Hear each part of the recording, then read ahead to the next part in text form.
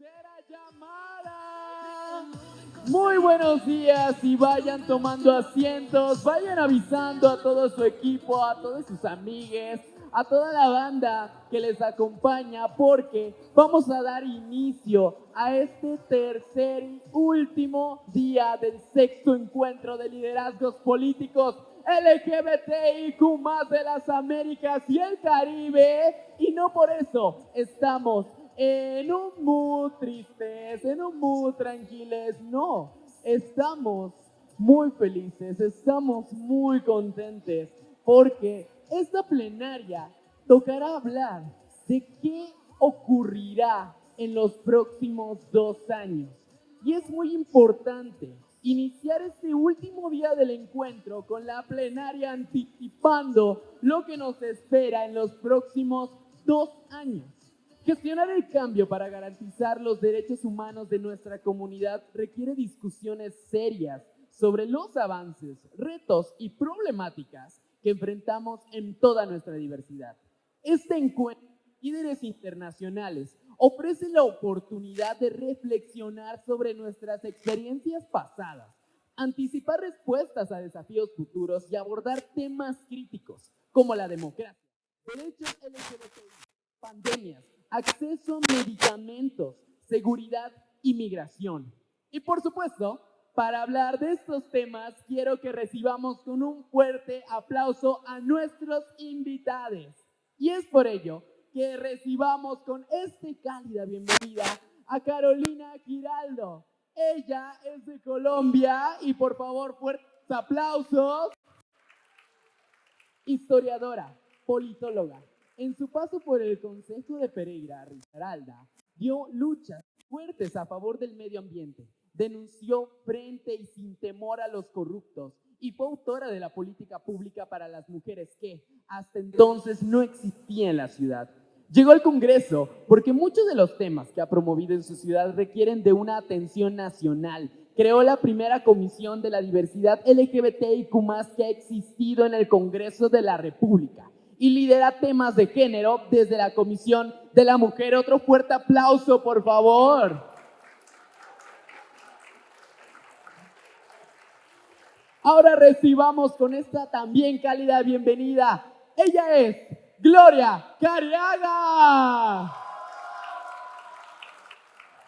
Desde México, lesbiana feminista, maestra en psicología social por la UNAM, coordinadora general de la Fundación Arcoíris, profesora de la Facultad de Psicología en la UNAM, ha sido cofundadora del Programa Universitario Estudios de Género, cosecretaria general de Liga, directora del Programa de Sexualidad y VIH en la CNDH, reconocida por su trabajo en derechos humanos a nivel local e internacional. Otro fuerte aplauso, por favor.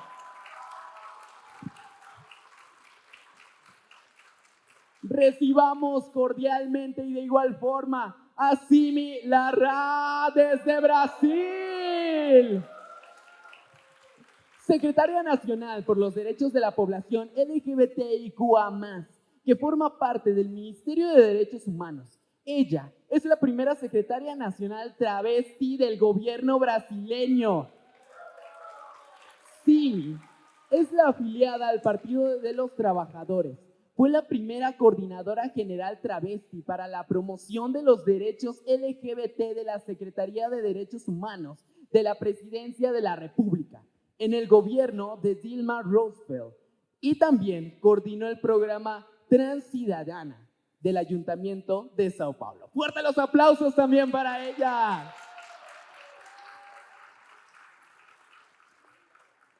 Por supuesto, recibamos también con un caluroso aplauso. Él es Andrés Treviño desde México. Defensor tapatío de derechos humanos, centrado en la promoción de políticas públicas de inclusión, igualdad y no discriminación de la población LGBTTIQ+. Andrés es director de diversidad sexual del gobierno de Jalisco, desde donde ha impulsado la implementación de un mecanismo de atención a víctimas de discriminación, el reconocimiento del derecho de la identidad de infancias y adolescencias trans, la prohibición de las terapias de conversión y la garantía de derechos civiles como el matrimonio igualitario y la adopción sin discriminación. Otro fuerte aplauso para Andrés Treviño, por favor.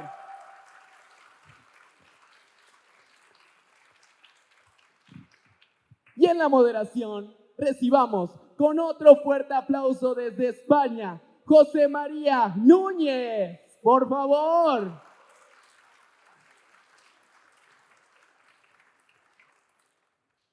Economista y profesor de la Universidad de Extremadura, presidente de la Fundación Triángulo, fundada en 1996 para conseguir la igualdad de derechos políticos y sociales de las personas gays, lesbianas, bisexuales y trans.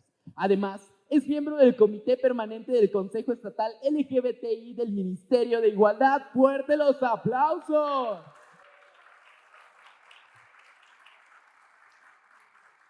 Por último, pero no menos importante, fuerte los aplausos porque él viene desde Brasil, Javier Constante.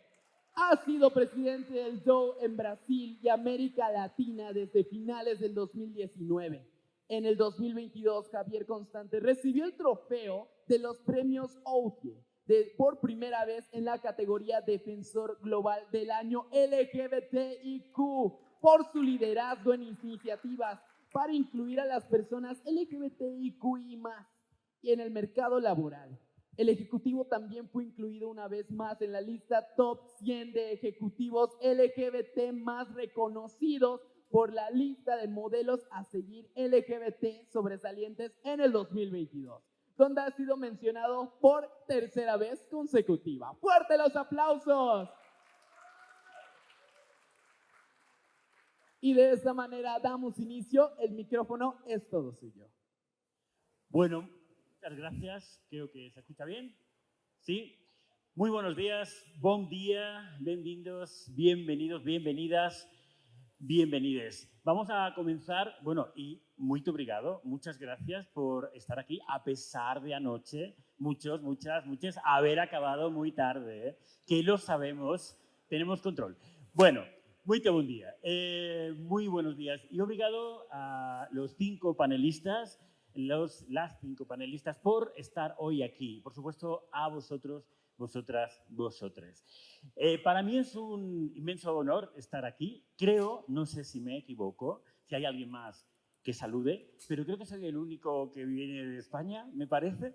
Es un honor saludaros y...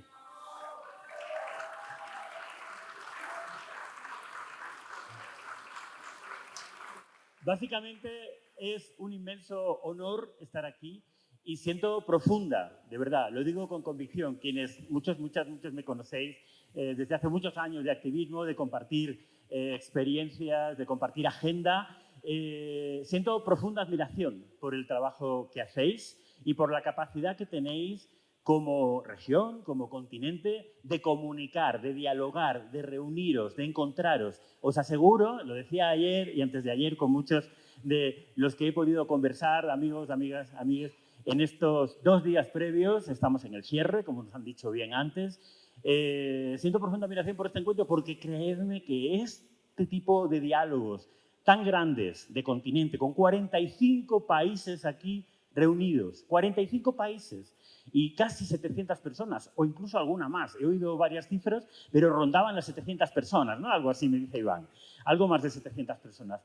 Es impresionante que podáis reuniros así, que podáis dialogar, que podáis debatir, discutir sobre cómo enfrentar el contexto de odio tan complicado, tan complejo, tan duro al que nos enfrentamos, que viene siendo de largo recorrido y sabemos, las personas LGBTIQ, sabemos que tenemos mucho tiempo de enfrentar nuestras muchas hostilidades, muchas dificultades. Todos venimos de territorios donde siempre venimos de la ilegalidad. En todos nuestros países hemos sido ilegales. En 1/3 del planeta todavía lo seguimos siendo. Que no se nos olvide ese dato. Estamos en los países más privilegiados, más o menos cada país, pero más privilegiados. 1/3 del planeta. Y si no contamos los países y contamos los habitantes, la mitad del planeta no permite que podamos amar, que podamos ser, que podamos sentir, que podamos enamorarnos, que podamos disfrutar nuestros cuerpos con absoluta libertad. No se nos olvide ese referente. Pero de verdad, enhorabuena por este encuentro, enhorabuena desde lo que me toca, que es representar humildemente a mi país y a mi organización, que es Fundación Triángulo. Agradeceros la posibilidad de estar aquí y de poder aprender de vosotros, de vosotras y de vosotros. Y si me permitís, vamos a ir dando paso ya al panel con los 5 panelistas de lujo que tenemos. Y me vais a permitir que por puro reconocimiento a la trayectoria, al recorrido histórico y a lo que nunca tenemos que olvidar, que es esa memoria de los que antes han peleado por nosotros, nosotras y nosotres, le demos la palabra y un aplauso grande a Gloria Careaga.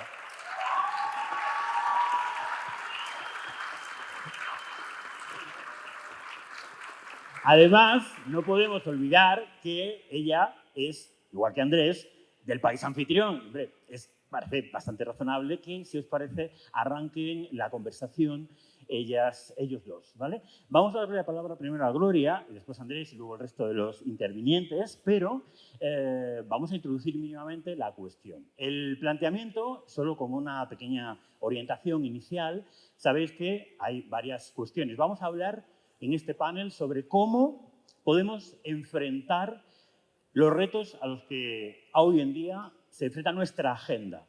Hablamos de un ambiente de odio creciente, de muchísima hostilidad, todos lo estamos viendo. Sabemos que los movimientos antiderechos crecen en todo el mundo y además están hiperfinanciados y tienen mucha fuerza y mucho poder, creciente además. Os lo digo con verdadero conocimiento de causa de mi propia experiencia local, donde lamentablemente mañana, que tenemos elecciones, probablemente haya un gobierno con la ultraderecha adentro. Esperemos que no sea así, esperemos que toda vuestra energía esté en que eso no pase, igual que nos estamos peleando para que así sea en nuestro país. Pero lo cierto es que vivimos en un entorno en el que en todos los países, en todo el mundo, desde luego en los países que están aquí representados, Colombia, Brasil y México, y también los vuestros, los míos, los nuestros, crecen los delitos de odio y, peor que eso, antes crecen y se legitiman los discursos de odio. Porque si no crecieran los discursos, no veríamos cómo se ven legitimadas determinadas agresiones sistemáticamente crecientes en nuestros países. La reflexión que planteamos es cómo enfrentar eso como políticos, políticas y activistas. Porque aquí estamos representantes políticos, cargos electos y también muchos activistas, y ese es el planteamiento inicial que queremos plantear en el debate. Haremos una primera ronda de intervenciones y después seguiremos ahondando en otras cuestiones. Si al final queda tiempo, podremos permitir alguna pregunta del público, pero solo si al final queda tiempo, que hemos empezado un poquito tarde. Así que comenzamos. Gloria, por favor. Muchas gracias, buenos días, buenas a todas las personas que están acá. Primero, quiero agradecer la oportunidad de estar en este panel, realmente compartir el espacio con representantes de gobiernos de países que están haciendo un gran esfuerzo realmente por marcar una ruta para la región. Me parece que es un privilegio, ¿no? Creo que efectivamente, como señalas, uno de los desafíos más importantes que podríamos decir es este avance que la derecha está teniendo a nivel global.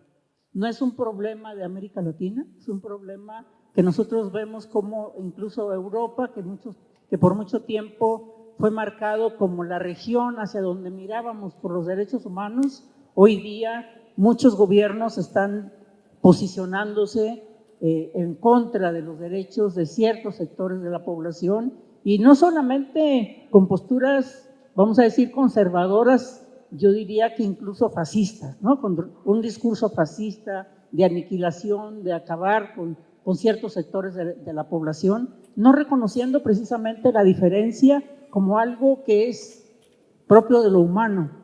Lo humano es lo que realmente nos identifica como personas y es aquello a través del cual podemos enriquecernos todos los días.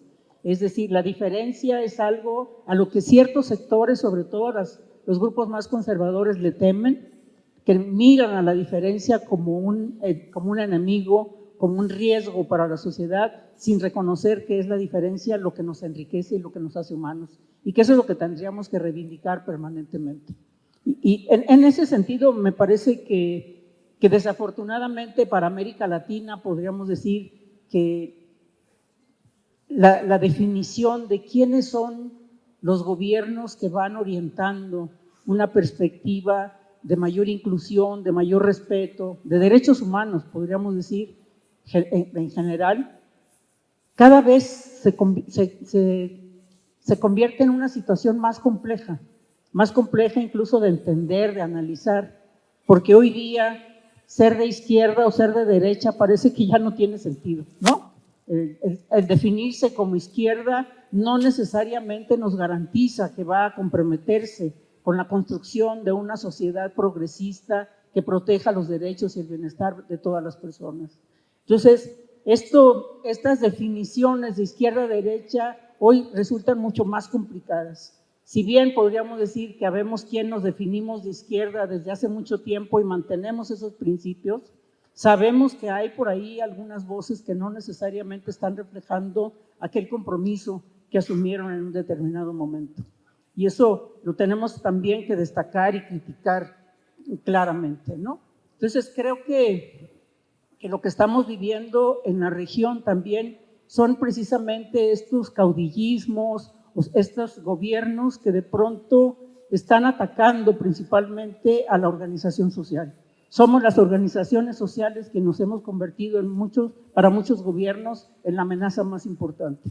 Y eso me parece terrible, puesto que somos las organizaciones sociales quienes venimos precisamente de esos grupos marginales, vulnerabilizados, quienes traemos esas voces, esos análisis que permitan conocer la realidad que existe en el país. Como sabemos, pues muchos de los gobernantes tienen una mirada velada, yo diría, de la realidad y porque muchas de las voces que están cerca les manifiestan lo que los gobernantes quieren escuchar y no la realidad que estamos enfrentando.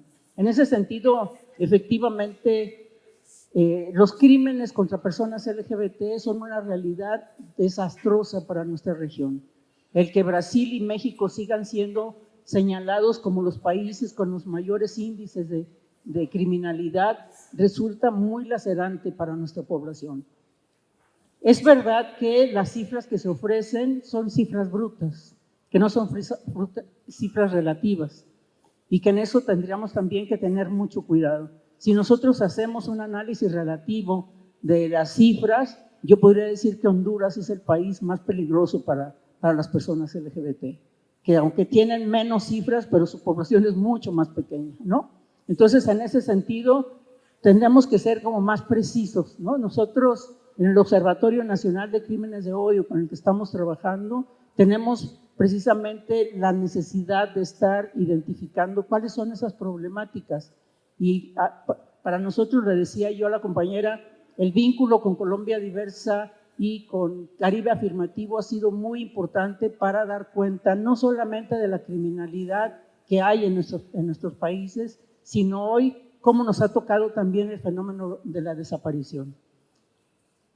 La frase de estamos en todas partes, que hemos levantado permanentemente para que se nos reconozca en nuestra ciudadanía plena, que se reconozca que no somos solamente las personas en el closet ocultas o las personas en la fiesta, sino que somos ciudadanas y ciudadanos que contribuimos a la construcción de nuestra sociedad.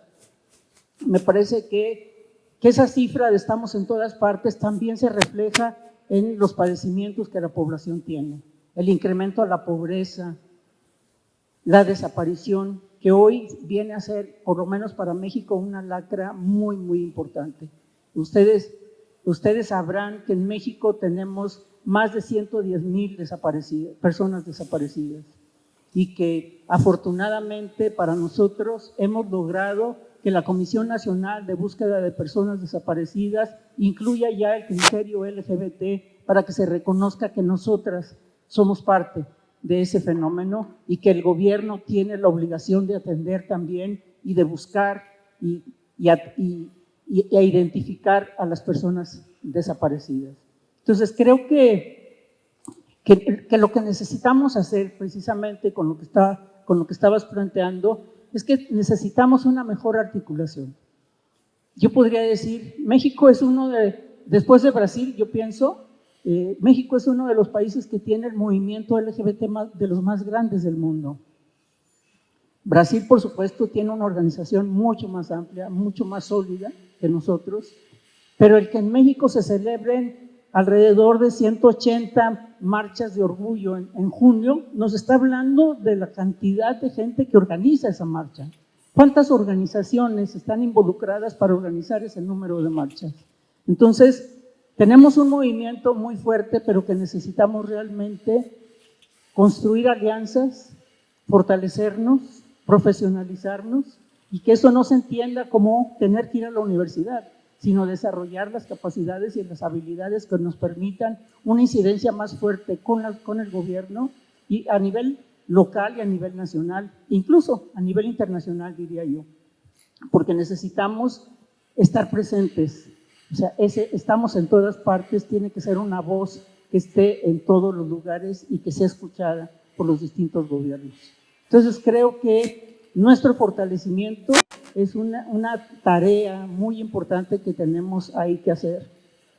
Pero también me parece que necesitamos levantar la voz más frecuentemente. Como sabemos, muchas veces, por lo menos en México, el nivel de denuncias es muy bajo. Y en ese sentido, el tener estas redes, el Observatorio Nacional de Crímenes de Odio tiene 64 organizaciones y ya en varios de los estados tiene sus propias redes para estar monitoreando qué es lo que ocurre en cada uno de los estados. Entonces necesitamos tener esa voluntad de estar alertas, de denunciar, de levantar la voz y de decir aquí estamos y demandamos. Yo creo que esa es una tarea muy importante, además de los vínculos que podemos establecer con otros movimientos sociales. Solos no vamos, o sea, siempre decimos no estás sola. Esa es una frase también que llama a acompañarnos, ¿no? Entonces, nosotros como movimiento LGBT solos no vamos a llegar a ninguna parte. Somos una fuerza, sí, pero necesitamos fortalecernos con otros movimientos. El movimiento de derechos humanos, el movimiento feminista, el movimiento afro, el movimiento indígena. No, yo creo que tenemos muchos recursos con los que podemos dar pasos firmes, pero eso también necesita de nuestro propio fortalecimiento, del reconocimiento de nuestro propio racismo, sexismo que tenemos al interior de nuestras fuerzas. Muchas gracias.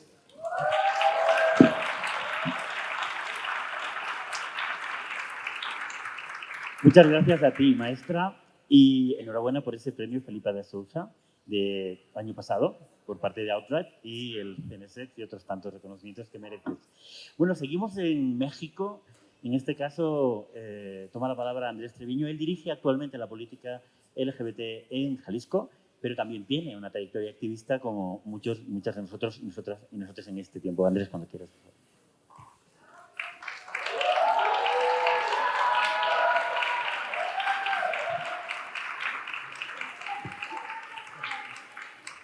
Bien, muchas gracias. ¿Me se escucha? Sí. Muchas gracias, José, por la presentación y bueno, a todas las que hicieron posible este encuentro, que sin duda ha sido fabuloso poder reunirnos y interlocutar, conocer lo que están haciendo en otros países. Yo me voy profundamente inspirado por la delegación brasileña, por lo que están haciendo en otros países, por cada una de ustedes en Colombia también. Y bueno, creo que ese es el éxito de un espacio como este, ¿no? Que podamos nutrir nuestras luchas a partir de reconocernos entre nosotras y de tomar lo valioso de cada una de sus formas de hacer política, que son todas bellas y todas importantes. El nombre de este panel, ¿no?, parte de la premisa de anticipando lo que nos espera en los próximos 2 años. Y yo creo que no podemos hablar del futuro sin entender profundamente el presente y reconocer el pasado. Hoy tenemos en México la oportunidad histórica de derrumbar las barreras para ocupar los espacios que históricamente nos han sido negados. Pero esto no es casualidad, es el resultado de al menos 45 años de incidencia política constante.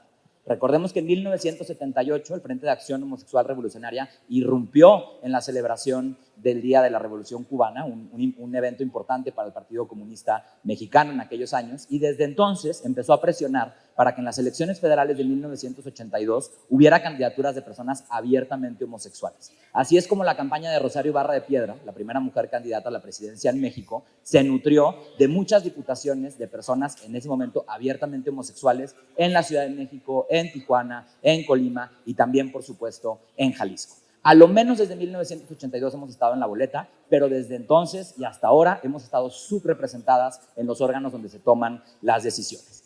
Así como en el 82 hubo esta campaña, recordemos que en los 90 el PRD surge con un compromiso para la diversidad sexual, de donde emana pues, la diputación de Patria Jiménez, la primera mujer abiertamente lesbiana diputada en nuestro país.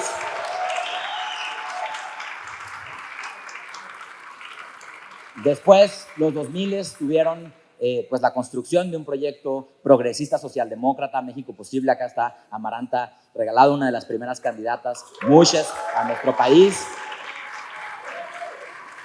quien acompañó también la candidatura presidencial de Patricia Mercado, un proyecto que puso sobre la mesa la necesidad de tener una agenda de derechos humanos,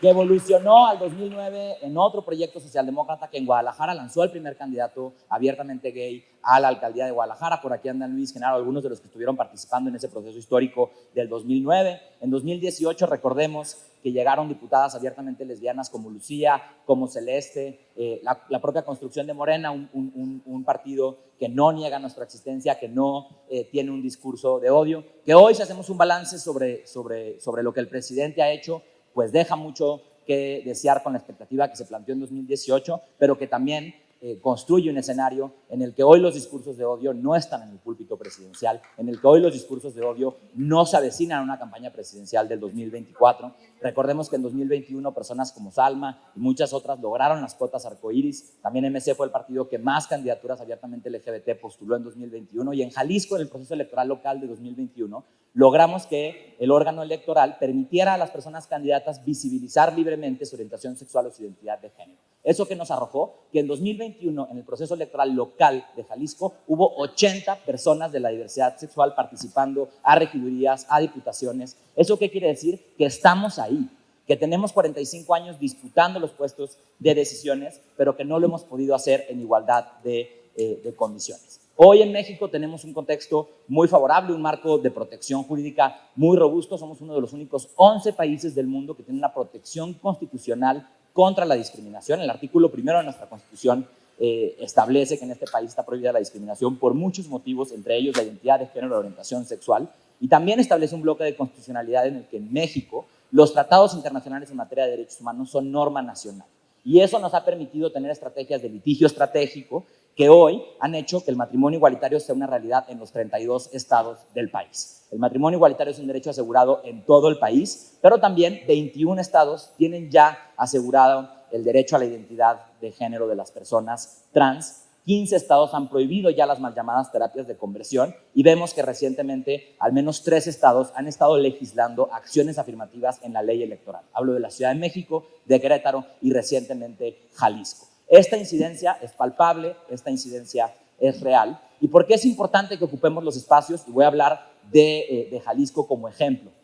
Hace 5 años que a mí me nombraron director de diversidad sexual en el gobierno de Jalisco, la gente me decía: no vas a poder hacer nada en un estado que es conservador. La gente, todas, repetimos una y otra vez el cuento de que Jalisco era un estado conservador, porque por muchos años la élite conservadora que gobernaba quiso imponer una narrativa de que la sociedad era tan conservadora como ellos, algo que no es la realidad, pero que muchas veces nosotras mismas les creemos, y eso nos hace bajar la guardia, soltar la lucha, y no es así. Tenemos que desmontar esas narrativas mentirosas de que la sociedad es tan conservadora como los partidos. ¿Y cuál es una prueba de esto? En tan solo 5 años, Jalisco pasó de ser considerado uno de los estados más conservadores a hoy ser un referente latinoamericano en materia de derechos humanos, siendo el único estado de todo el país que garantiza el derecho a la identidad de las infancias trans. En estos 5 años logramos saldar la deuda histórica avanzando en el reconocimiento pleno del matrimonio igualitario, la prohibición de las terapias de conversión, la garantía de la adopción sin discriminación, como les decía, el decreto que garantiza el derecho a la identidad, pero también se traduce en otras acciones del gobierno ejecutivo. Tenemos un manual para registros civiles, tenemos una guía de trámites para la atención de las personas trans en el Servicio Público de Jalisco, que les permite a las personas trans navegar otros trámites del gobierno que vienen después de cambiar tu documento de identidad. Recientemente, hace 2 días, se publicaron los resultados del primer programa de apoyo a organizaciones de la sociedad civil LGBT, una bolsa de $1.500.000 para financiar proyectos de 10 organizaciones de la sociedad civil, porque la única forma que tenemos de asegurar que la puerta que se abrió se quede abierta es que exista una sociedad civil fuerte, que exista una sociedad civil capaz de incidir, que tenga recursos, que el activismo sea un trabajo digno, que sea un trabajo remunerado.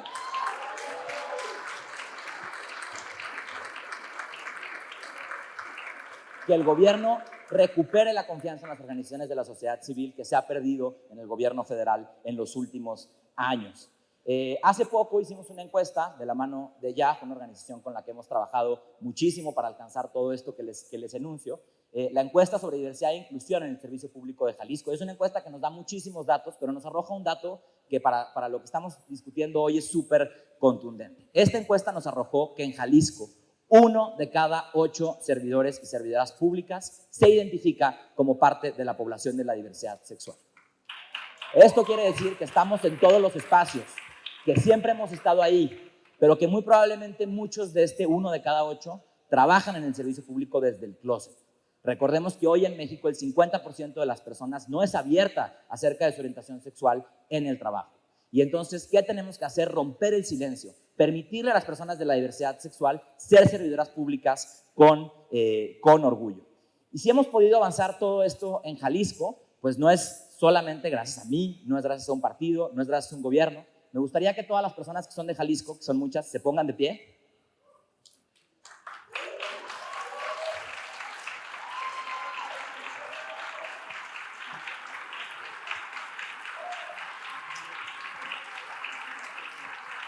Un aplauso para ellas, porque la forma de combatir los discursos de odio es con nuestra presencia. Las personas que odian no tienen las agallas de odiarnos viéndonos a la cara. Nos odian en las redes sociales, nos odian a puerta cerrada, pero cuando estamos en la mesa, y se los digo por experiencia, no se atreven a odiarnos viéndonos a los ojos. Por eso tenemos que estar ahí, por eso tenemos que ocupar los espacios.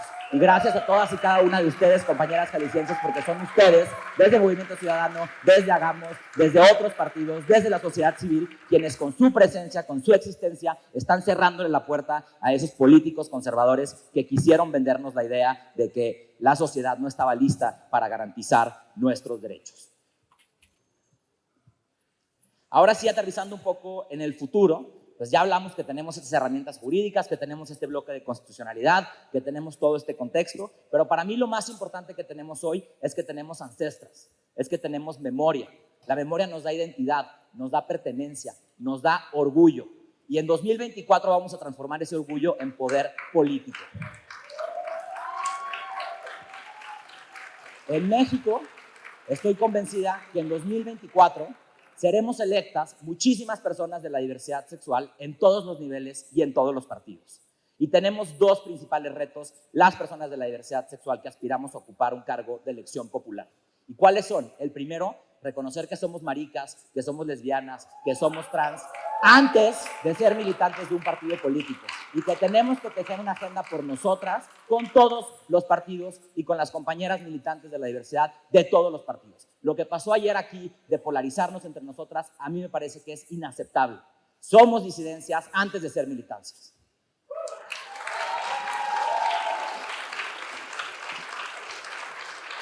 Y el segundo reto que tenemos, y con esto termino mi primera intervención, es que las personas de la diversidad sexual debemos dar un paso y pasar de hablar sobre nuestras agendas, sobre nuestros derechos, a poder incidir en las conversaciones más grandes que este país necesita. Estoy hablando de seguridad social. Necesitamos asegurar una agenda política que nos permita a todas llegar a viejas con un techo, llegar a viejas con una pensión, llegar a viejas con una seguridad social, con un sistema de salud que no tenga desabasto.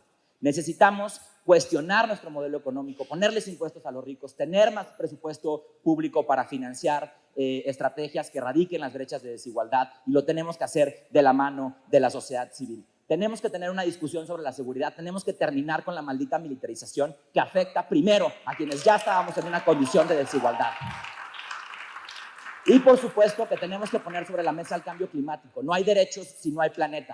Ya lo veíamos con una encuesta que hizo Jack. El impacto diferenciado de las crisis sanitarias, como lo fue la del COVID, es mucho más crudo en aquellas poblaciones que ya estábamos en una condición de desigualdad. Entonces, demos el paso y pasemos de garantizar nuestros derechos a incidir en las grandes conversaciones que en este país son necesarias y que no se están teniendo. Muchísimas gracias.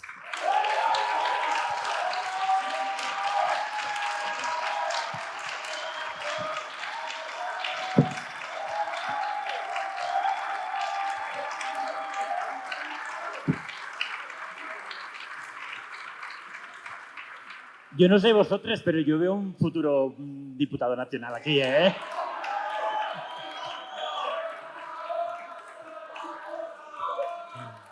Gracias, de verdad, gracias, Andrés. Y gracias por esa motivadora idea de plantar cara de frente, mirada a mirada, a los que nos odian. Porque de verdad tienes razón, no se atreven a replicarnos, a lanzarnos mensajes de odio cuando estamos plantados frente a la cara, tal como somos. Eso es una verdad impresionante. Bien, seguimos. Y de México, este maravilloso país que nos acoge, vamos a pasar a otros dos países que también ahora tienen una situación favorable después de haber pasado por momentos muy complicados a lo largo de su historia. Todos recordamos los 4 años realmente horribles de Brasil con Bolsonaro y recordamos cómo, y vemos con admiración, por lo menos yo, desde Triángulo, con absoluta admiración, cómo un país como Colombia se ha sabido levantar frente a años de hostilidad y de verdadera dureza para sus vidas. Os aseguro que como organización es un honor acompañar a varias organizaciones. Me permito destacar aquí con inmenso cariño a los compañeros y compañeras de Caribe Afirmativo, porque han hecho como sociedad civil un trabajo realmente emocionante, realmente emocionante. Pero el trabajo activista y civil, que es fundamental para el crecimiento de Colombia y para ser referente de cómo se construye un país y cómo se construye la diversidad desde la paz, reconociendo la diversidad en el acuerdo de paz, que es un hito, porque no hay otro documento en el mundo que reconstruya y haga crecer a todos los ciudadanos de un país incorporando la diversidad sexual LGBTI. Hoy, para representar a este país, está aquí con nosotros Carolina Giraldo. Tuve la suerte de conocerla anoche tomando unas copas en la embajada de mi país y ella, aparte de política y de lesbiana visible, es una tremenda comprometida con los derechos LGBT porque ha sido la promotora de los planes de diversidad y de las políticas públicas, no solo en su propia ciudad, sino también en Colombia y ahora, como diputada electa, también ha promovido la creación de una comisión LGBT dentro del Parlamento. Creo que nos interesa mucho escucharte, así que, por favor, Carolina, cuando quieras.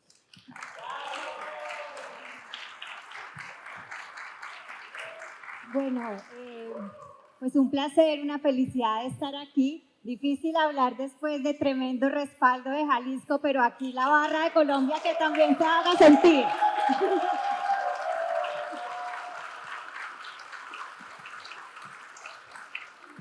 Bueno, yo quiero hablarles un poquito de contexto para luego pasar específicamente a la pregunta que se nos hace que tiene que ver con qué hacer con esta movida antiderechos o de discursos de odio que se está planteando en algunos de nuestros países o en todos nuestros países. Primero, Colombia.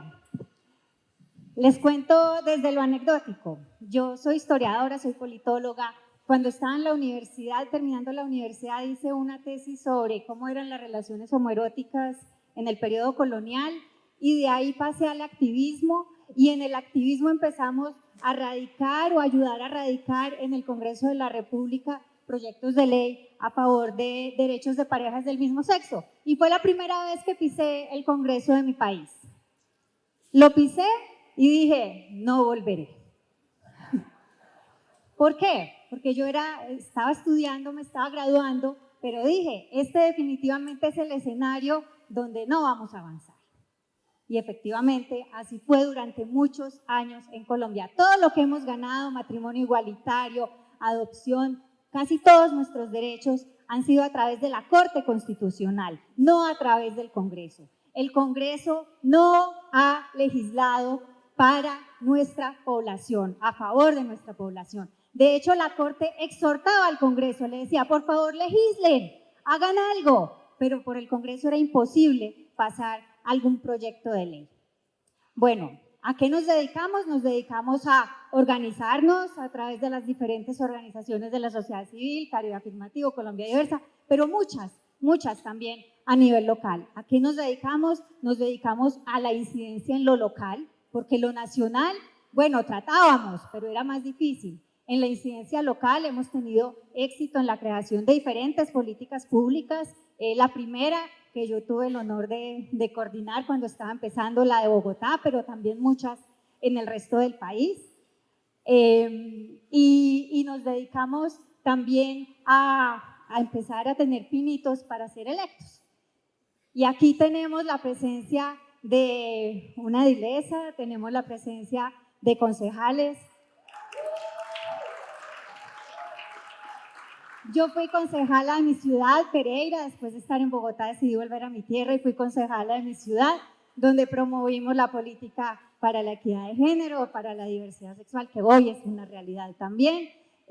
Pero lo nacional nos parecía muy difícil, seguía siendo ese terreno árido. En 2019 tuvimos un hito fundamental en términos electorales y es que Bogotá la gana una alcaldesa lesbiana que todavía está en funciones hasta diciembre de este año. Y bueno, llegó la hora finalmente de tener un gobierno pro derechos a nivel nacional. Muchas organizaciones, muchas personas simplemente dijeron, ya es hora, ya no más de tener estos gobiernos que si no nos retroceden, por lo menos si nos paran o no nos dejan avanzar como deberíamos estar avanzando. Y tenemos hoy por primera vez en el país un gobierno abiertamente pro derechos. Entonces hemos conseguido un artículo en el Plan Nacional de Desarrollo, un artículo para que se registren las violencias hacia nuestra población. Hemos conseguido que se constituya, en donde hace parte, por supuesto, nuestra población, el Ministerio de la Igualdad, y creo que ese es un avance importante. Hemos conseguido que haya más personas abiertamente LGBTIQ+, como parte del gobierno. Entonces tenemos un ministro de Justicia que es abiertamente gay, tenemos un director del ICETEX que estaba por acá, Mauro Toro, que fue congresista y ahora es director del ICETEX, tenemos cónsules como el que está en México, y bueno, eso hace que también este asunto de estamos en todas partes, también estamos en todas partes del gobierno. Y lo que pasó en el Congreso es que, aunque antes habíamos tenido unos antecedentes muy importantes como el de Mauro Toro o el de Angélica Lozano, es decir, unos electos importantes representantes, eran muy poquitos.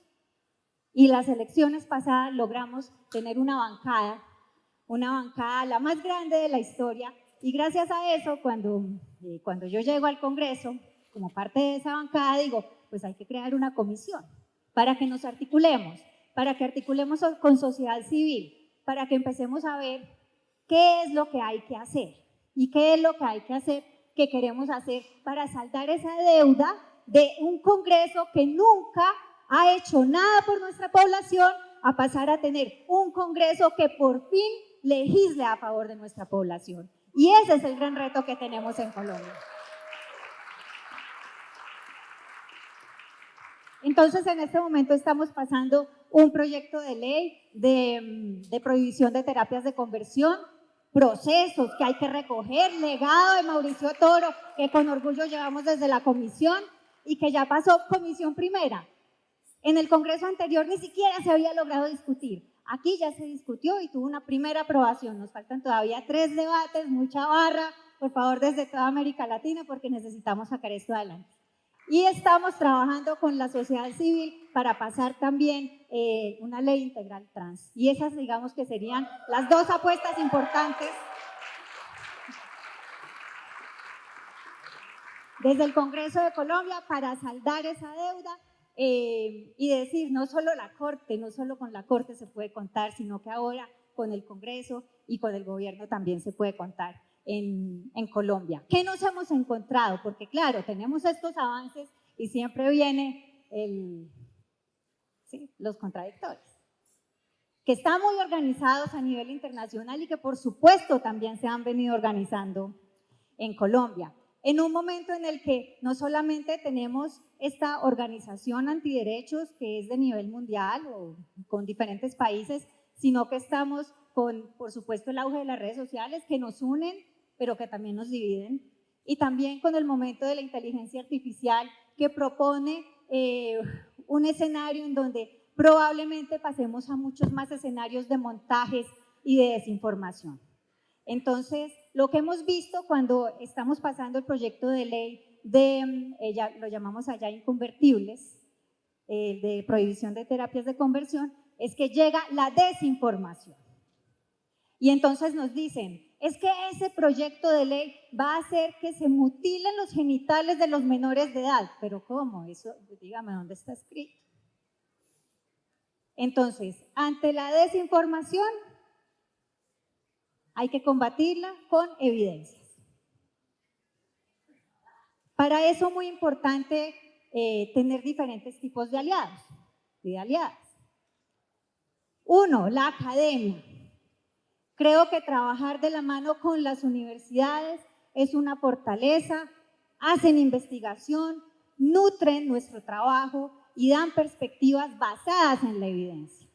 Lo que tenemos que hacer es defender esas evidencias. ¿De dónde vienen las evidencias? De las investigaciones, de los testimonios, que también han sido muy importantes para este proceso. Segundo, en esta transformación que hemos tenido en el Congreso de la República, ha sido muy importante también poder hablar con diferentes. Ese tender lazos con quienes no tradicionalmente han sido nuestros aliados y nuestras aliadas. Por ejemplo, y lo voy a reconocer en este espacio, el ponente del proyecto de ley, nosotros somos, digamos, yo soy la autora, la comisión es la autoría del proyecto de ley de inconvertibles, pero luego está el ponente y el ponente es del Partido Conservador. Bueno, pues nos hemos sentado con el ponente, le hemos explicado de qué se trata y él entendió que era un asunto de dignidad humana, que era un asunto de derechos humanos. Y en esa pedagogía de hablar, poder hablar con la otredad, es que hemos logrado que se apruebe en comisión este proyecto de ley.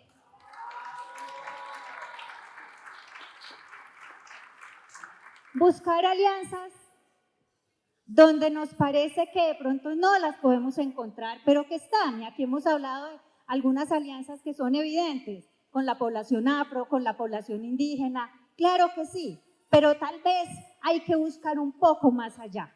Y entonces, cuando hablamos de temas de terapias de conversión, a veces creemos que todas las iglesias estarían apoyando que no se prohíban. No, resulta que siempre, y en Colombia hemos tenido iglesias aliadas que han sido muy importantes para dar a conocer otras visiones desde la fe que nos permiten decir, esas terapias de conversión ni siquiera las aprobaría Jesucristo.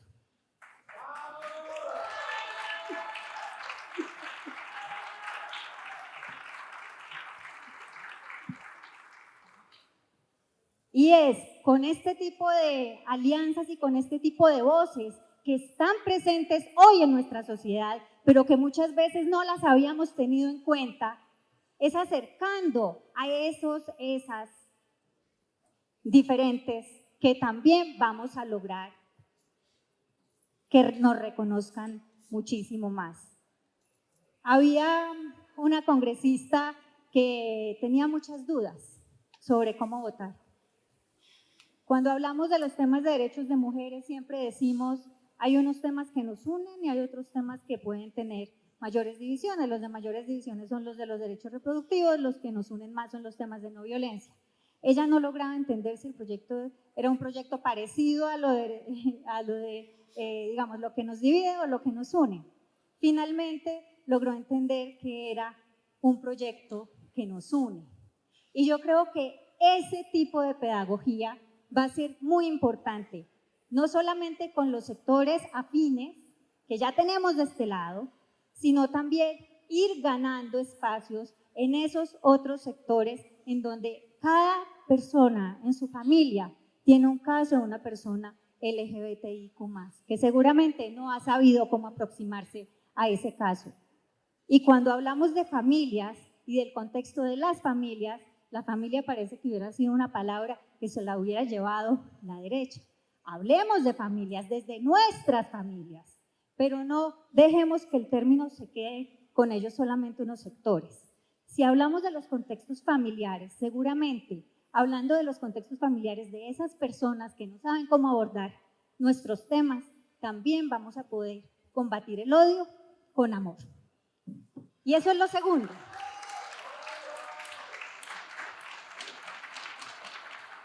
Primero, las mentiras se combaten con evidencias. Y segundo, el odio se combate con amor, mostrando que estas son las luchas desde los afectos, que también tenemos, somos familias y queremos ser reconocidos, reconocidas como tales. Muchas gracias, diputada.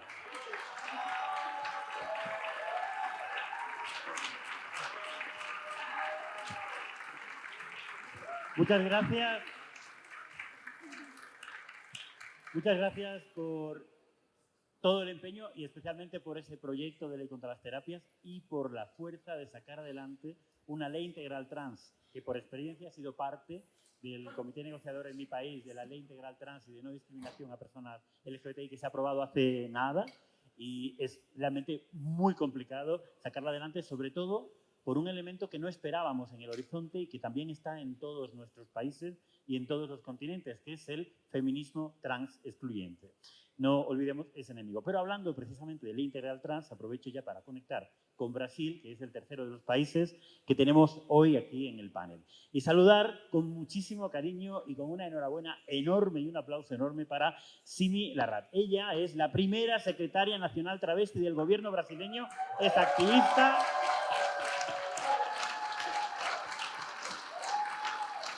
Y además, desde enero de este año asumió como parte del Ministerio de Derechos Humanos, del cual forma parte, creo que la primera mujer trans que forma parte del gobierno, si no me equivoco.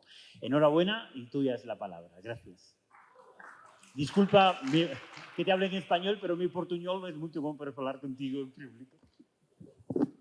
Obrigado, Simi, cuando quieras. Bom dia a todas, todos e todes. Primeiro, eu quero começar me pedindo perdão, porque mi portunhol é terrível e vosotros não merecem escutá-lo. E em respeito a essa bancada linda e potente que o Brasil trouxe, de pessoas que tiveram nos últimos anos muita resistência e conseguiram chegar nesse lugar de poder, eu vou falar em português. Queria saudar essa mesa linda e todo mundo que me antecedeu, que vai falar em nome de Glória, que é uma inspiração para nós, na tua trajetória, na tua luta. Eu, pessoalmente, te acompanho há muito tempo, então, em teu nome, saudar todo mundo, porque tu és uma referência para a gente. Bom, gente, o Brasil... e queria também me apresentar rapidamente para vocês, para além do que foi apresentado, que tem 3 marcadores que, para mim, são muito importantes, que constroem a minha identidade. Tá? A primeira é ser travesti. Eu amo essa palavra travesti. Travesti tem muita potência. E travesti é uma disputa de paradigma ao discurso do ódio muito importante. Porque é quando a gente afirma ser travesti, a gente está indo contra tudo que dizem que ser travesti é. Segundo, dizer que eu sou de uma região do país que é a Amazônia, que eu acho muito importante referenciar esse lugar de onde eu vim, para dizer que eu vim de um lugar de muita exclusão, em que poucas coisas chegam e que nós resistimos muito. E a terceira é dizer que eu sou puta. Eu sou profissional do sexo e demarcar isso é muito importante para mim também. Então é desse lugar que eu estou falando.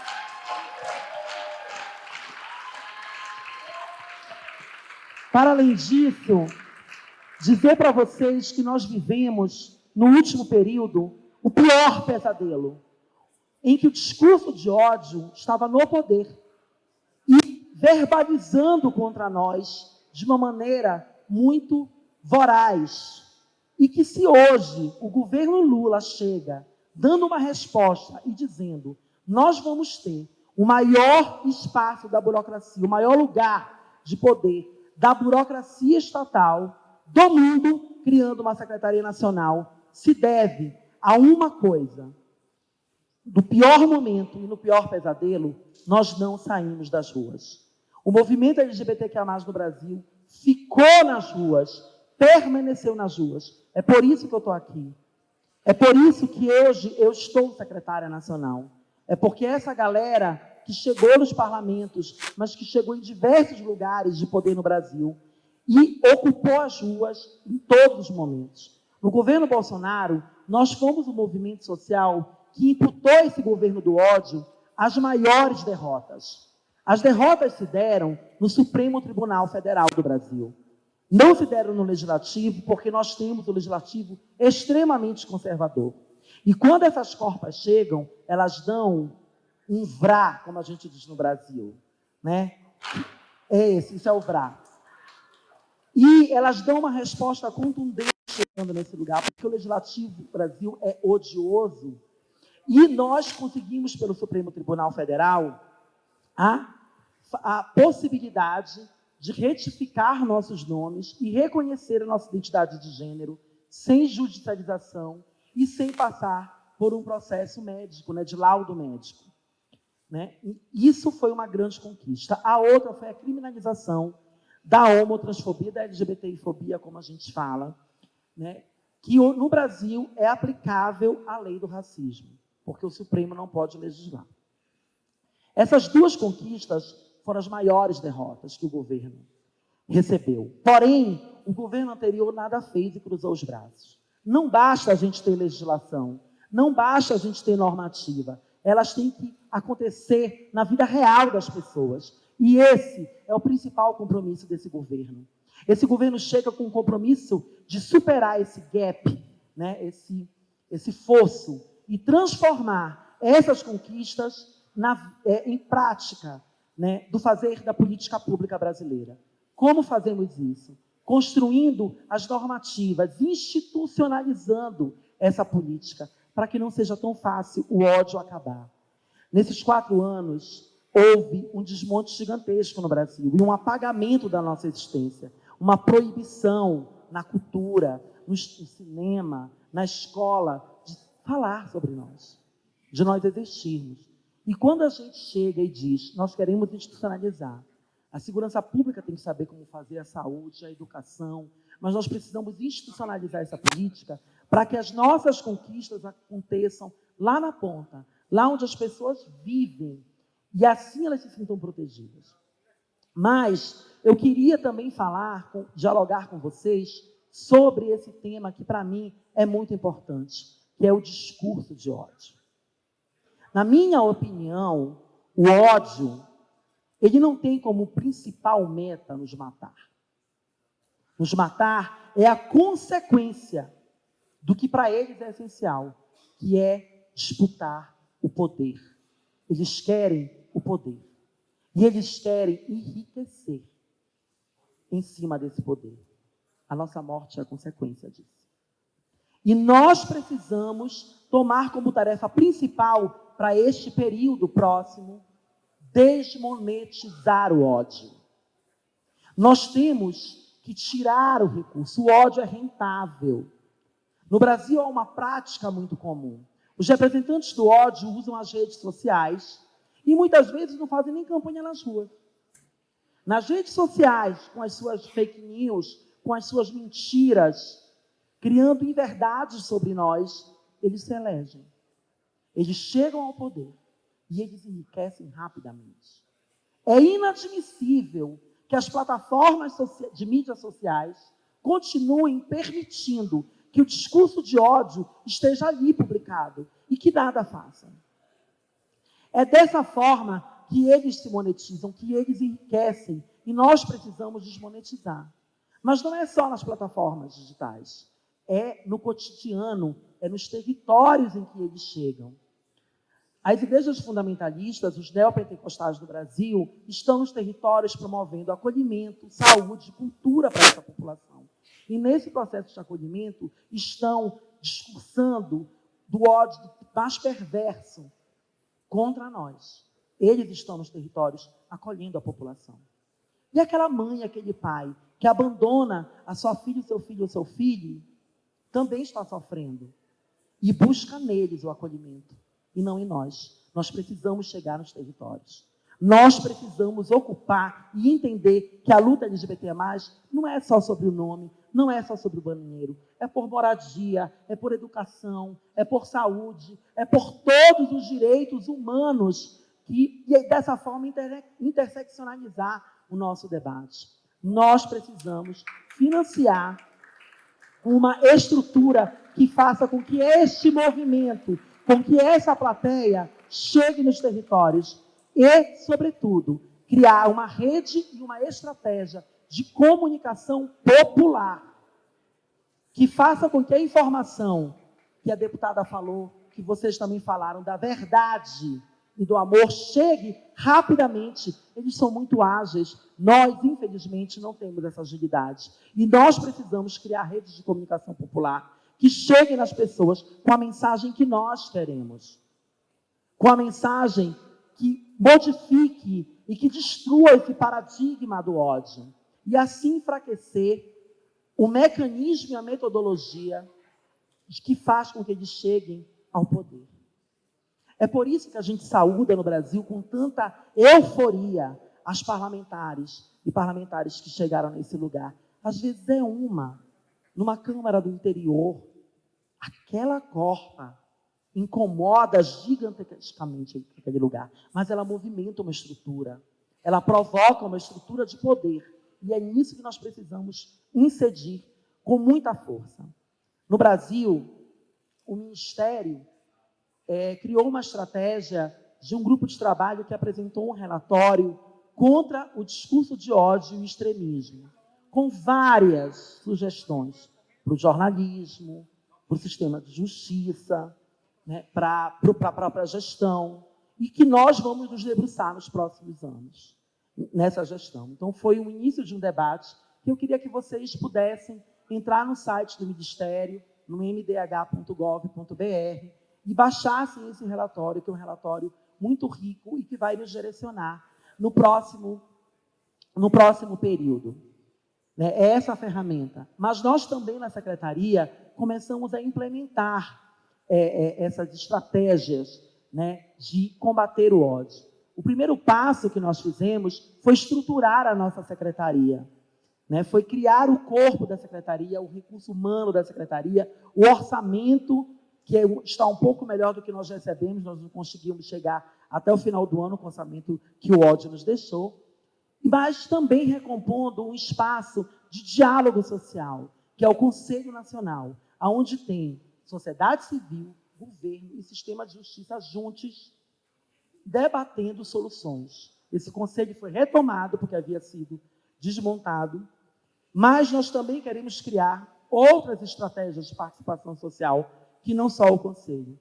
Então, nós implementamos um grupo de trabalho de memória e verdade, que quer pensar as reparações que nós devemos construir enquanto governo, pensando as mazelas e as vulnerabilidades que a escravidão e que a ditadura deixou no país para as LGBTQIA+. Para nós, isso é uma tarefa muito importante. E é a nossa forma de lutar contra esse paradigma de discurso de ódio. A estratégia de discurso de ódio, ela é muito nítida, gente. Não só no Brasil, mas em todos os países, porque o movimento, ele é muito similar. Né? O nosso legislativo é tão conservador que nós já tentamos, inclusive, estratégias similares a essa e tivemos muita dificuldade.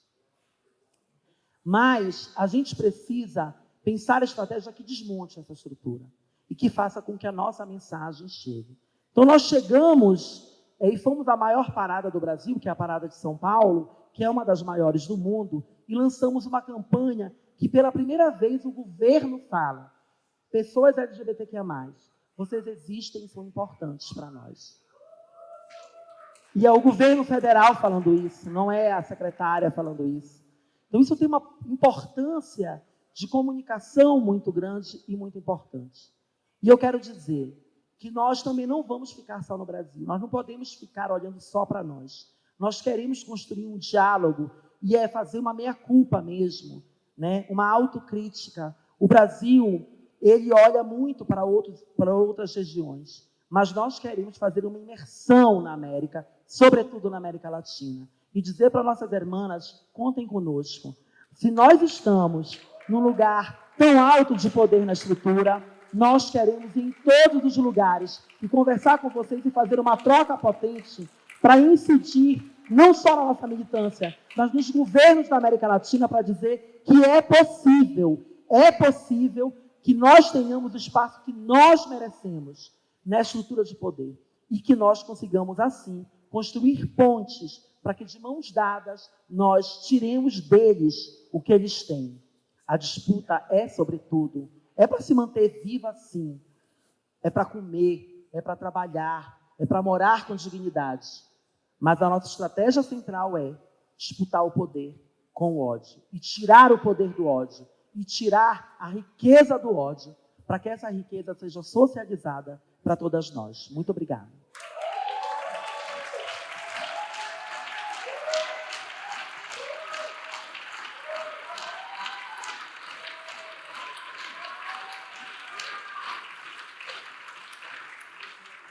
Muito obrigado, Simi.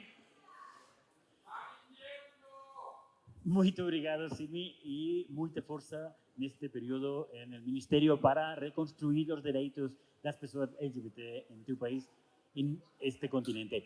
Vamos a continuar al final tendremos la intervención de Javier Constante para cerrar el panel, pero ahora me gustaría preguntaros a los 4 intervinientes también una cuestión que emerge a partir de este crecimiento de los discursos de odio que estamos comentando y estamos reflexionando. Y es la consecuencia que genera sobre la seguridad de las personas LGBTI. Os pediría, eso sí, que en la próxima intervención intentemos quedarnos en un par de minutos como mucho, porque tenemos que hacer un café para continuar con el día intenso de cierre que tenemos hoy. Gloria, tú además estás liderando desde México, junto con Alemania, la Equal Rights Coalition en el seno de Naciones Unidas. ¿Cómo creéis, los 4, que se puede avanzar en la protección de las personas LGBTI a partir de este contexto de odio en vuestros contextos, en vuestro país, pero también a nivel internacional? Gracias. Yo creo que el desafío que tenemos para realmente avanzar en el reconocimiento de las personas LGBTI en el mundo y sobre todo la garantía de nuestros derechos es todavía un desafío mayor. Es decir, todavía en el mundo existen países que tienen criminalizada la homosexualidad, o en más de 50 países, y existen países que tienen la pena de muerte para las personas LGBT. Entonces yo creo que el desafío que tenemos a nivel internacional no es una cosa menor. La Equal Rights Coalition, precisamente, una de sus funciones principales es trabajar con estos gobiernos para ir reduciendo el número de países que están criminalizando la homosexualidad. Pero me parece que el trabajo que tenemos enfrente, como estábamos mencionando anteriormente, tiene que ver con este reconocimiento de nuestra ciudadanía. El reconocimiento de la ciudadanía, para mí, para nuestra organización, lo que implica es justo lo que acaban de mencionar, que las personas LGBT formemos parte del plan de gobierno, y para que nosotros nos incorporemos al plan de gobierno necesitamos primero ser parte de las estadísticas nacionales. Se ha hablado también desde Colombia, desde la Compañía de Colombia, de la necesidad de hacer más investigación.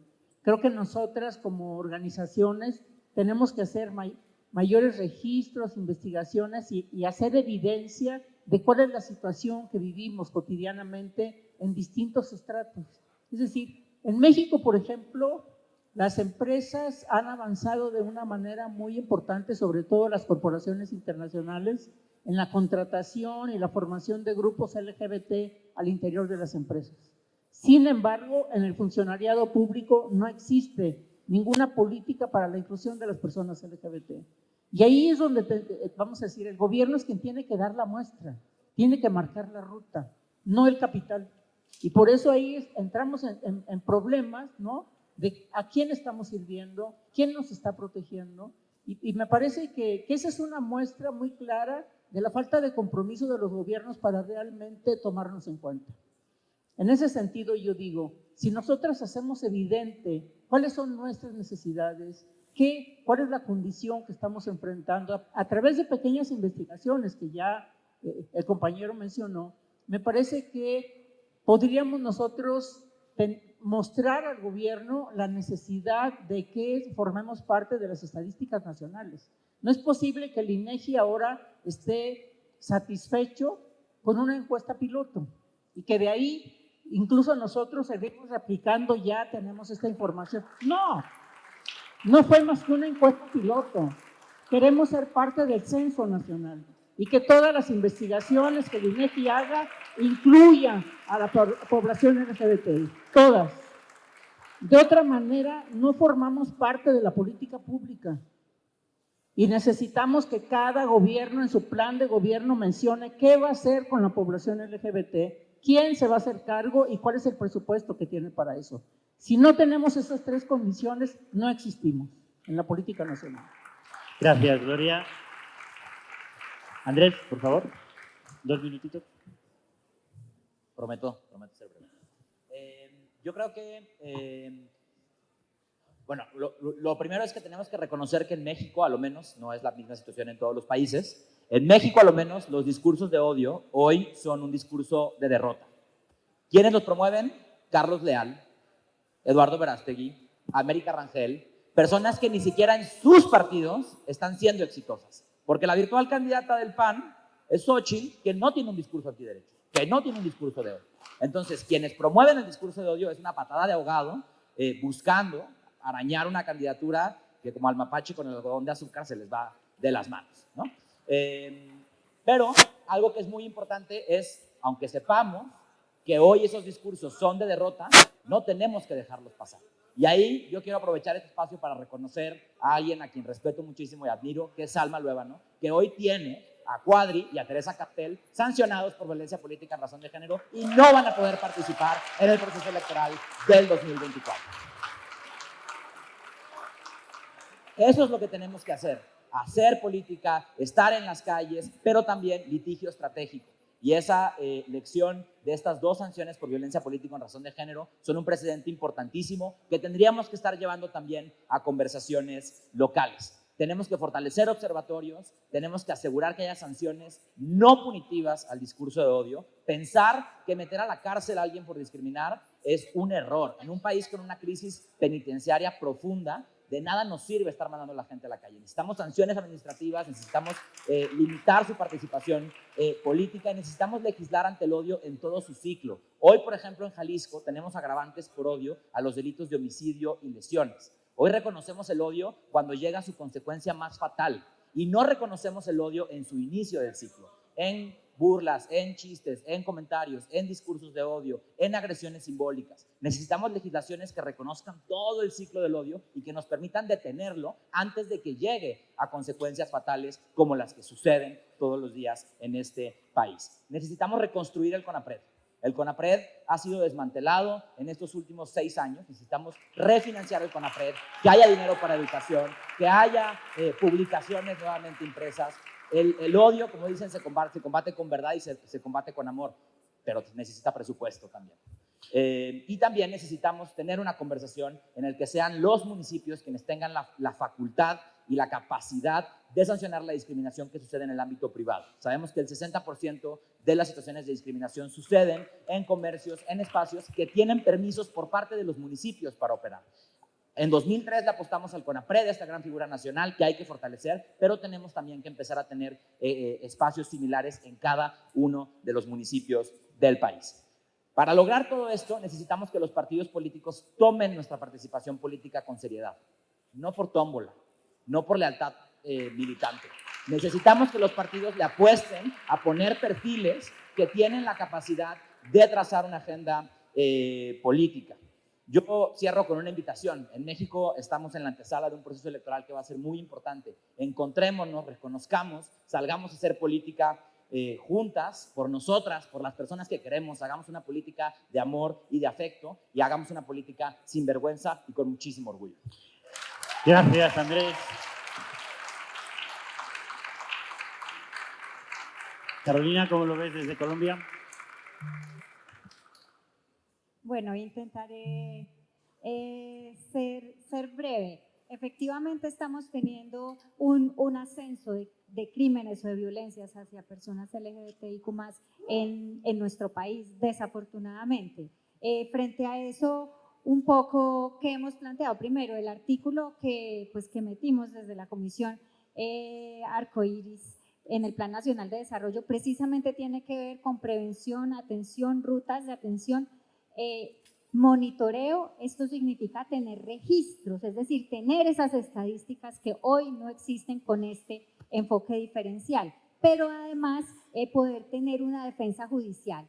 Es decir, muchas veces, y esto en Colombia está establecido para las mujeres, cuando hay violencias de género se puede tener un defensor de oficio y esto está pago por el Estado, pero para nuestros casos no era así. Y esto quedó incluido también para lograr tener esa defensa judicial para los sectores LGBTIQ+.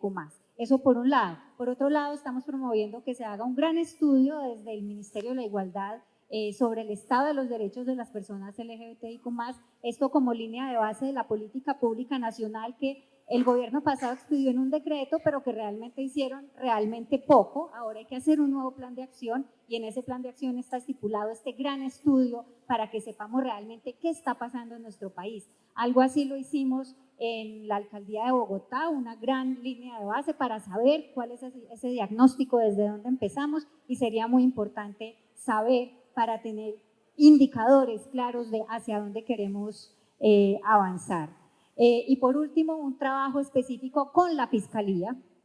En la Fiscalía General de la Nación hay un pequeñísimo grupo que se encarga de los temas de género y diversidad. Yo he venido reuniéndome también con este grupo porque es muy importante que ese trabajo no se quede en Bogotá y que logre llegar a las diferentes regiones del país, porque muchas veces simplemente cuando las personas van como víctimas a poner la denuncia, muchas veces ni siquiera se les recibe la denuncia. Y entonces este sistema judicial también necesita tener esos cambios para poder tener una denuncia eficaz, para poder tener prevención por el lado de lo que tenemos que hacer desde el cambio cultural y desde el gobierno nacional, y también cuando desafortunadamente suceden los casos, tener la atención oportuna y la posibilidad de una defensa con calidad.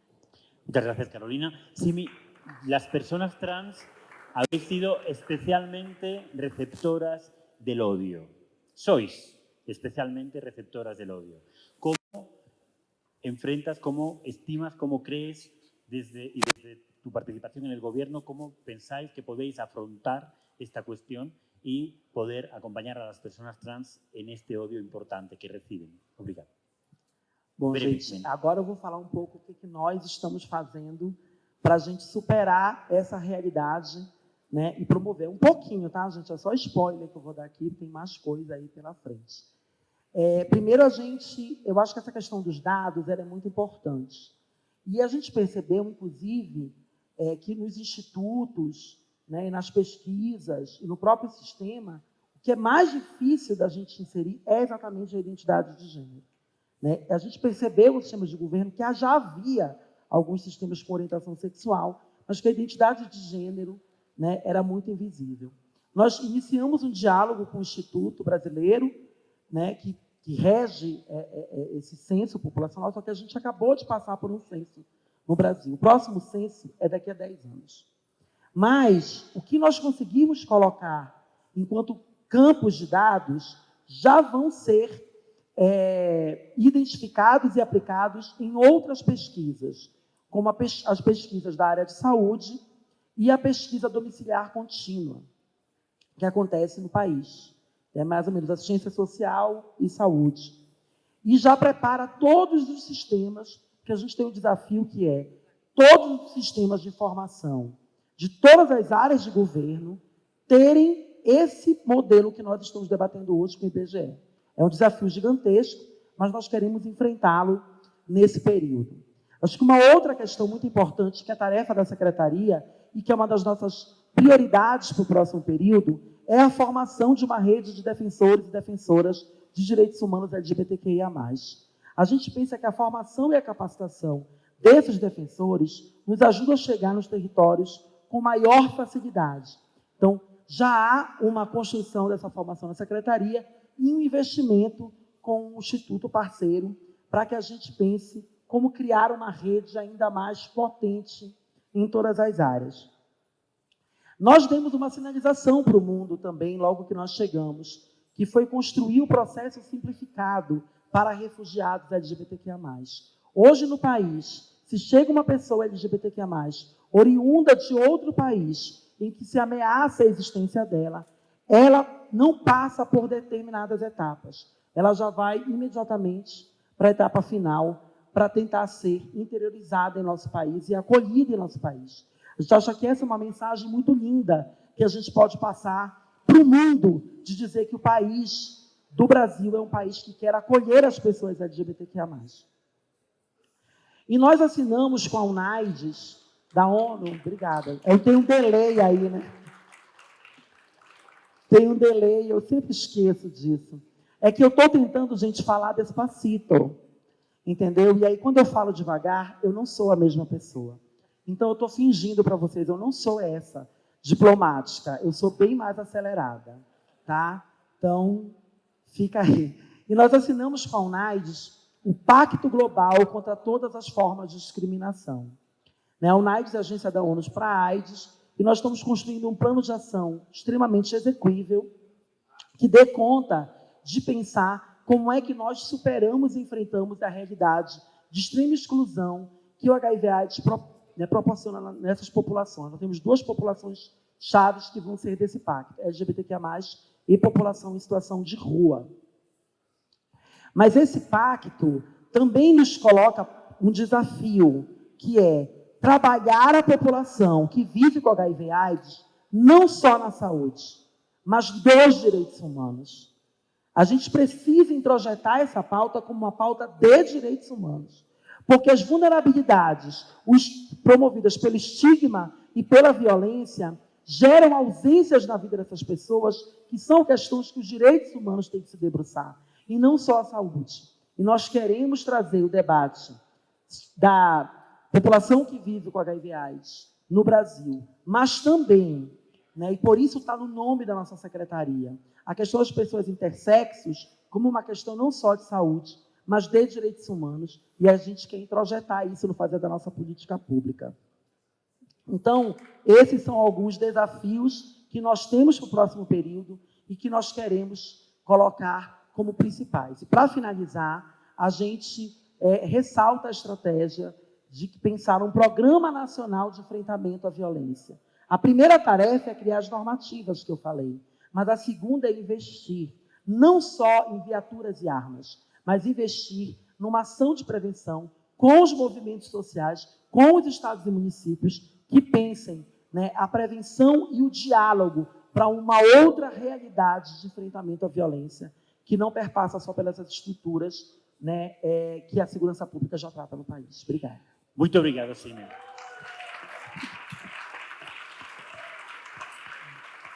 Bien, estamos en el límite del tiempo. Vamos, no sé si hay tiempo para un par de preguntas a lo sumo, 2 máximo. Sí, él cierra al final. Pero si hay un par de preguntas, 2 máxima, y se responden juntas, por favor. Sí, gracias. Una por allí, la siguiente, Amaranta y ya.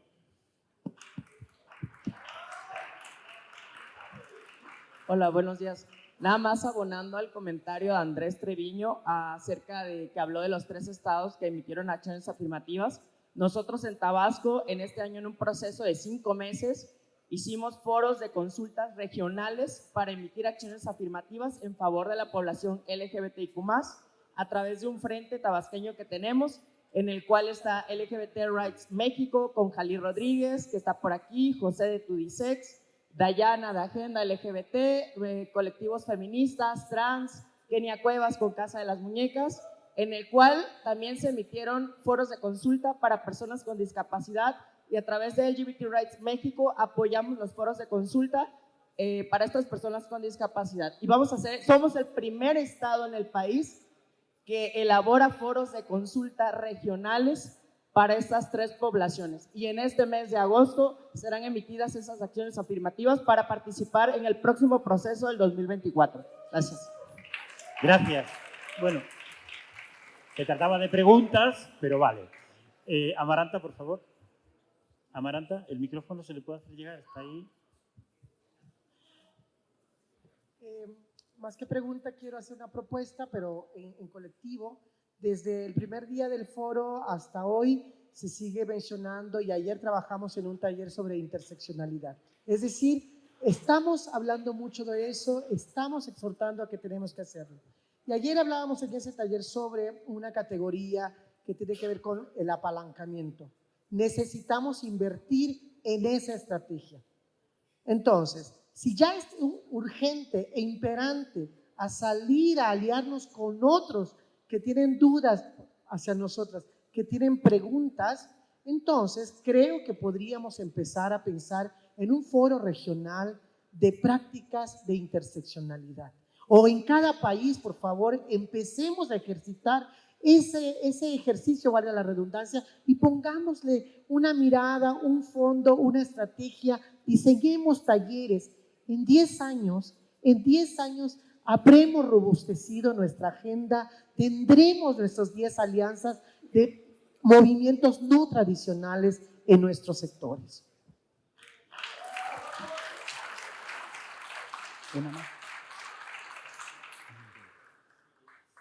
Gracias, Amaranta. La interseccionalidad, sin duda alguna, es el gran tema que tenemos por delante para abordar. No olvidemos que en la última OEA ha sido precisamente el gran caballo de batalla de los antiderechos. Pero bueno, gracias a los dos. ¿Hay alguna? Como no habéis hecho preguntas, vamos a permitir un par más. Por favor, que no sean de México, que el resto habéis acopado demasiado. A ver, una por aquí, la compañera. Una pregunta aquí. Una. Perú, adelante. Muy buenos días, soy Gabriela Mariño de Perú, una organización trans Ángel Azul. Tengo una pregunta para la compañera de Brasil. Mi pregunta es, ¿qué estrategias han hecho o están haciendo en el caso de las mujeres trans trabajadoras del sexo? ¿Están haciendo un trabajo, digamos, político abiertamente o están recabando recién datos? Porque sabemos perfectamente que a nivel Latinoamérica las mujeres trans, casi el 90% estamos dentro del ejercicio del trabajo sexual y somos violentadas, discriminadas por las instancias policiales y por las instancias institucionales. Gracias. Brevemente, Simi, brevemente, por favor. Te agradeço, tá, pela pergunta, porque me permite falar sobre 2 coisas. A primeira, no Brasil, há um serviço no Sistema Único de Saúde que permite a chamada transição de gênero, desde a hormonização às cirurgias. Esse serviço está desatualizado, não tinha mais investimento nos ambulatórios, existem cerca de 20 no país, né, nos estados, e nós estamos atualizando esse serviço para credenciar novos ambulatórios no país.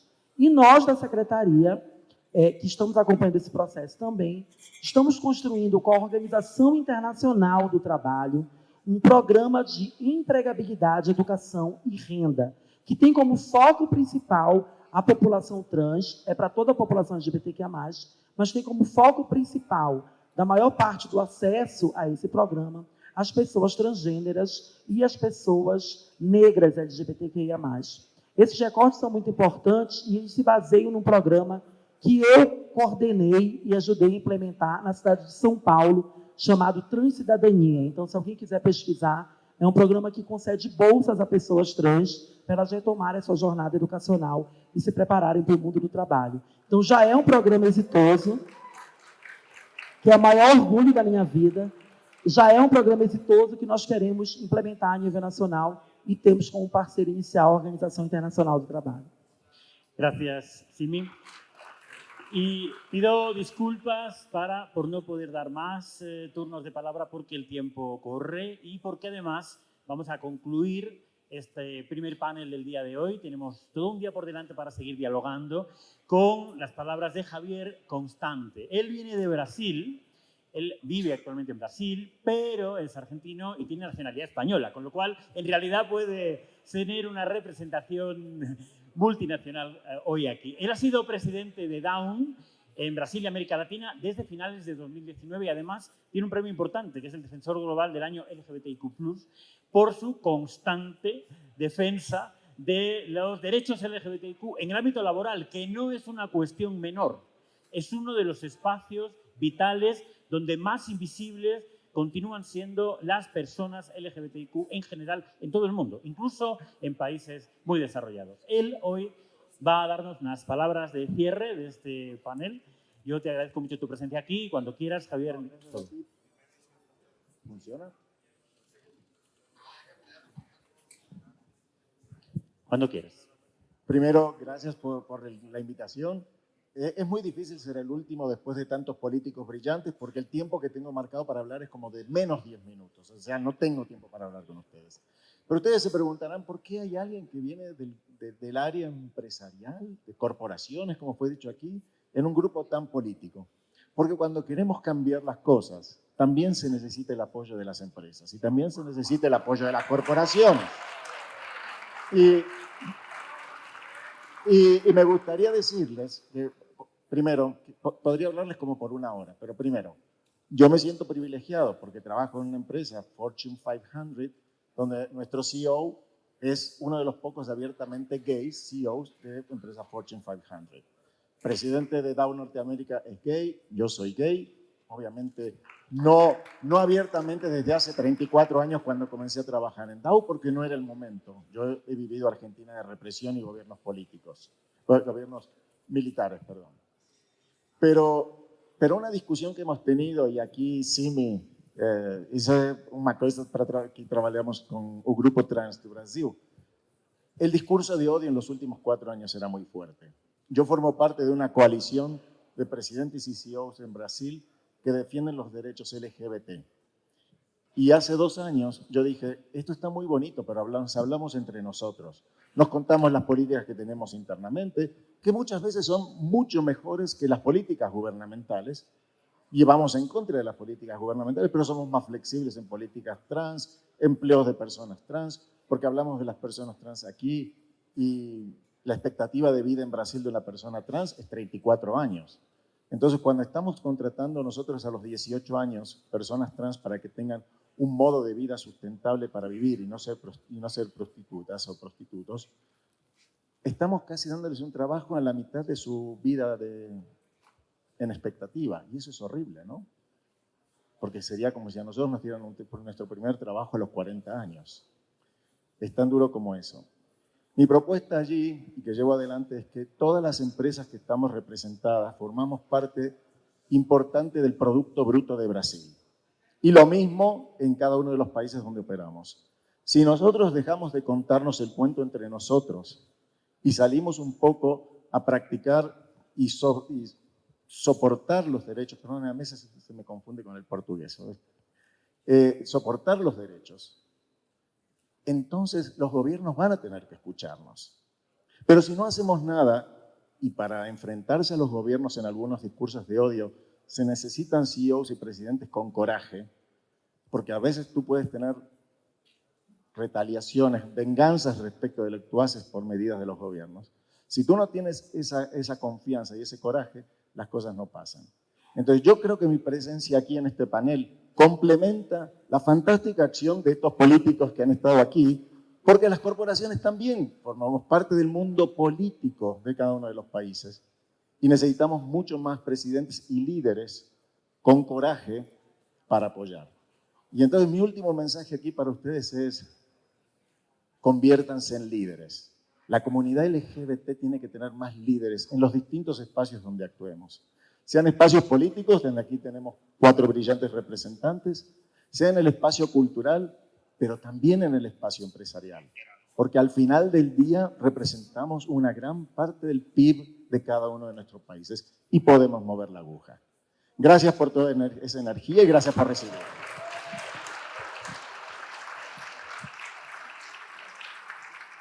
Muchas gracias a ti, Javier, por tus palabras de cierre y por tu compromiso de tantos años y constante, como tu apellido dice. Y efectivamente, como bien nos decía Gloria al principio, es realmente necesario la suma de complicidades, también la empresarial, la implicación real de las empresas, no solo con la banderita, sino realmente en la implicación, como bien defiendes con tu trayectoria.